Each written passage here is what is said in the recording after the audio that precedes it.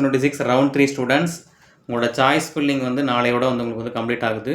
So choice filling பொறுத்த வரைக்கும் நீங்கள் வந்து ப்ராப்பராக வந்து சாய்ஸை லாக் பண்ணிடுங்க.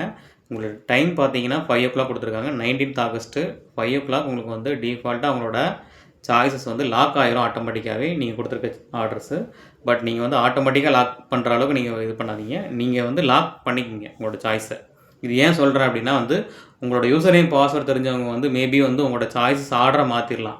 இப்போ நீங்கள் 5th போட்டிருக்க சாய்ஸ் எடுத்து செகண்ட் ஆர்டராக போட்டாங்க அப்படின்னா உங்களுக்கு டென்டேட்டிவ் அலாட்மெண்ட் வரும்போது அந்த செகண்ட் சாய்ஸ் தான் அலாட்மெண்ட்டில் வரும்.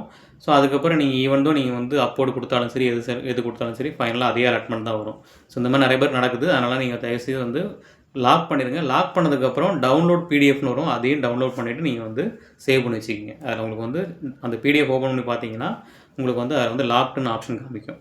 ஸோ இந்த வீடியோ கண்டிப்பாக உங்களுக்கு யூஸ்ஃபுல் ஆகும். யூஸ் பண்ணி லைக் பண்ணுங்கள், சப்ஸ்கிரைப் பண்ணுங்கள். தேங்க்யூ.